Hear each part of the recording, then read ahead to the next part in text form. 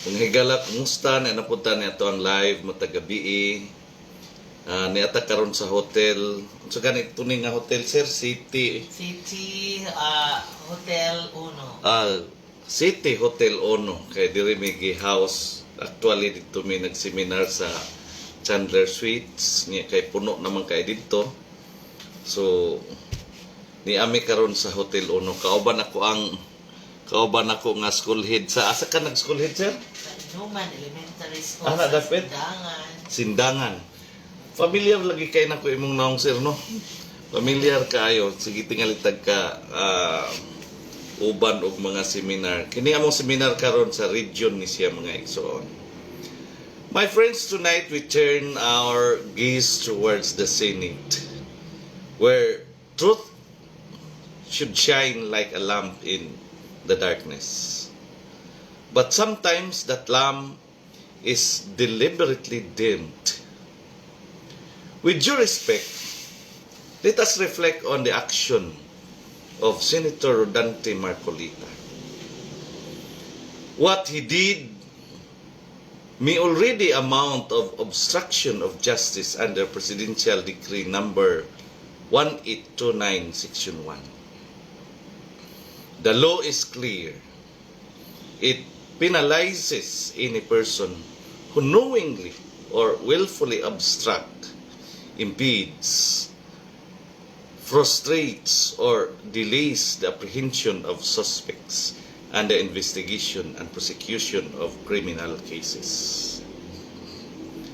This provision was not written for nothing. It was written to safeguard the process of truth, the role of law, and the pursuit of justice. But here comes the senator presenting or tolerating a scripted for fake witness. Instead of helping in the sacred task of truth-finding, this only delays justice and misleads the investigation. Mga igsoon, unsa maning klase nga panghitabo.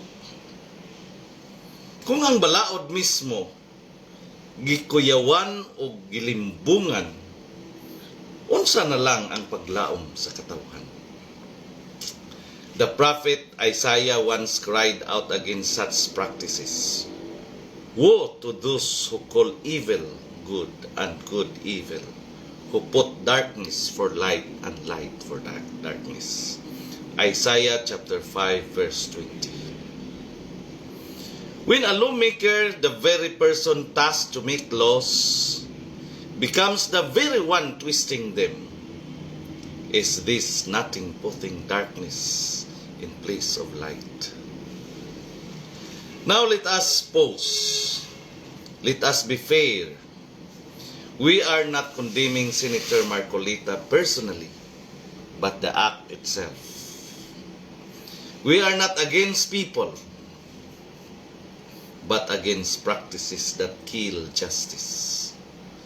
For in truth, justice delayed is justice denied. Ang hustisya nga dugay mahatag, hustisya nga wala nagyod naabot. We must also remember, obstruction of justice is not a small offense.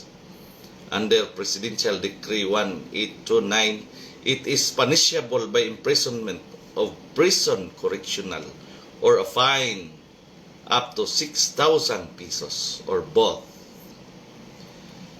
Yes, some might laugh at the small amount, but it is the principle of the law that matters. Kung walay tao exempted sa balaod, dapat ang senador dili exempted. Friends, the role of a witness in any investigation is secret. The 9th commandment tells us, you shall not bear false witness against your neighbor. Exodus chapter 20 verse 16. If a senator knowingly tolerates falsehood, it is not just against the Constitution. It is against God Himself. Here is the irony. Those who obstruct justice often cloak themselves with the words, para sa bayan o para sa katotohanan. Pero ang tinuod, ilang binuhatan mao ang naguba sa integridad sa Senado o sa hustisya sa nasod.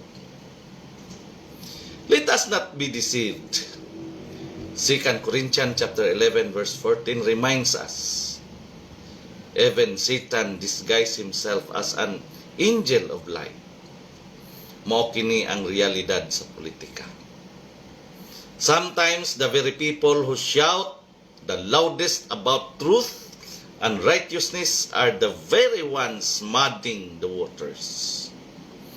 Mga kaigsuonan, in the end, the Filipino people are not blind. Ang katawhan makakita gyud sa tinuod. Ang kasaysayan dili mailan. Justice may be delayed, but truth has a way of breaking free. And when it does, those who obstruct it will face both the law of men and the judgment of God. Tonight, Panglantaw sa Kagabihon reminds us, let us hold our leaders accountable. Let us not allow the Senate to become a stage of theatrics, but a sanctuary of truth. For if our lawmakers themselves become lawbreakers, then the very foundation of our democracy is shaken. And so, I close with the words of Proverbs chapter 21, verse 1 to 5. When justice is done, it brings joy to the righteous, but terror to evildoers.